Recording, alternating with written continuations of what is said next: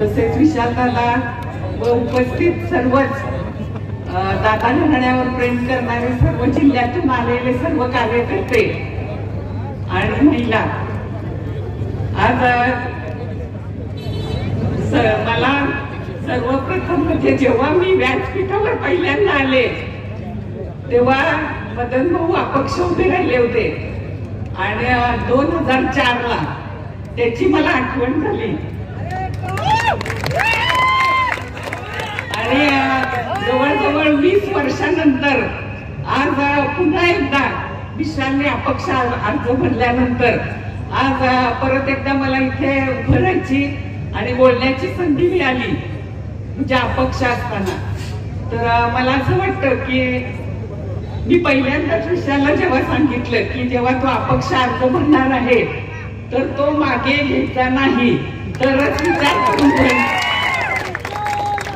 आणि वसंतदादा घराण्यावर प्रेम करणारे खूप लोक आहेत आणि आपल्याला खरं म्हणजे आपल्याला त्याची जाणीव नाही याचं आम्हाला दुःख होतं.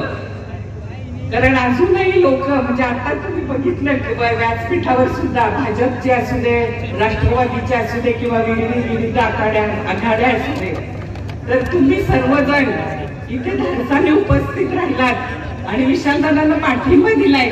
त्याच्यावरच कळतं की तुम्ही सगळी जनता ही आमच्या बरोबर आहे आणि जनता जेव्हा बरोबर असते तेव्हा कोणीही काही करू शकत नाही.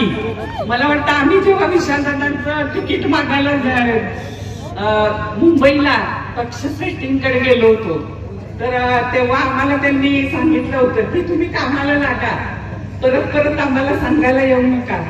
तर तेव्हा आम्हाला वाटलं, विश्वास वाटला होता की काय तेव्हा, कारण बाळासाहेब कदम असतील, विक्रम सावंत असतील किंवा पृथ्वीराज पाटील, मी, विशाल दादा अशा आम्ही सर्वांनी आग्रहाने मागणी केली होती. तर ती मागणी तुम्ही कामाला लागा आणि तुम्हाला संधी मिळेल असे आम्हाला आश्वासन देण्यात आलं होतं.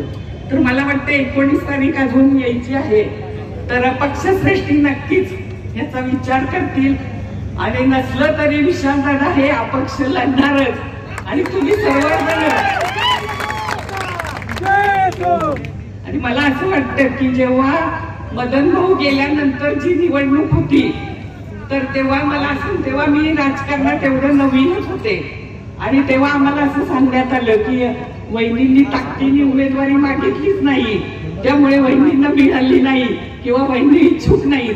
पण आता विशालदादा हे गेले अनेक दिवस आणि महिने या उमेदवारीसाठी फिरत होते, भांडत होते, मागत होते, पण अजून सुद्धा त्यांना ती उमेदवारी मिळाली नाही. म्हणजे मला असं वाटतं की हे काहीतरी षडयंत्र आहे दादा घराण्याला संपवायचं.